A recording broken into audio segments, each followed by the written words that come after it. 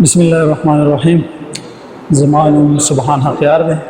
زما تعلق د ناوګۍ باجوړ سره دی او دلته مفکورې ته موږ د یو سیشن دپاره چې د ډاکټر عبدالله کوم دی نو یو سیشن موږ ته راکړو.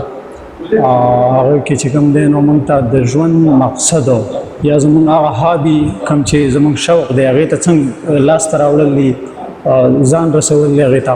نو هغې ډېر څه ترې موږ ډېره استفاده ترې حاصله کړه، ډېر خوند یې وکړو او د مفکورې دا ګام چې کوم دی دا د ستایلو وړ دی. مقصد چې د ژوند نه وي نو معنا د ژوندون داسې موسی لکه سړي ته مزل وي او منزل نه وي. مننه. سلامونه. سلمان عمر نوم دی او د چارسدي سره تعلق لرم. چارسدي اوسېدونکی یم او په روډ کالج پېښور کې د زده کړې یال یم.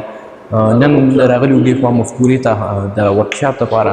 د هغې نن پرانیستې ورځ وه، لومړۍ ورځ یې وه. هغې کې ډاکټر عبدالله صاحب دغه و چې لکه په دې سرلیک سره یې هغه خپل وینا وه چې ولې خپل پیشن فالو کول هغه ضروري دي، هغه اړین دي. نو ډېر څه مو چې زده کړل دا راته.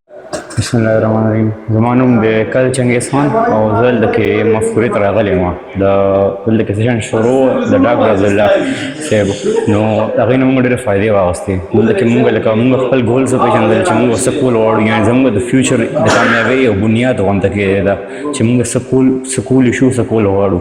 نو دې نه موږ که څوک ته فایده لري هغه ته یې اخیستی شي. نو موږ د دې نه ډېره فایده واخیسته چې موږ خپل ګولز وپېژنو چې موږ به څنګه ځان مخکې کړو او څنګه موږ دې فیلډ کې ښه کېږو. بسم الله الرحمن الرحیم. زما نوم نعمت الله دی، پېښور اوسېدونکی یم. زه مفکورې ته راغلی یم. سر عبدالله سیشن د کلاس او علمي ډېره زده کړه مو وکړله د پیشن باره کې او تقریبا 2 غنټې کلاس هم واغوستو او ډېره زده کړه مو وکړه، ډېره مننې کوو او دا مفکوره دې همداسې اباده وي. د خدای دپاره پښتنو سانونه وپېژنئ، ستاسو دپاره خو به ځان له پیغمبر نه راځي.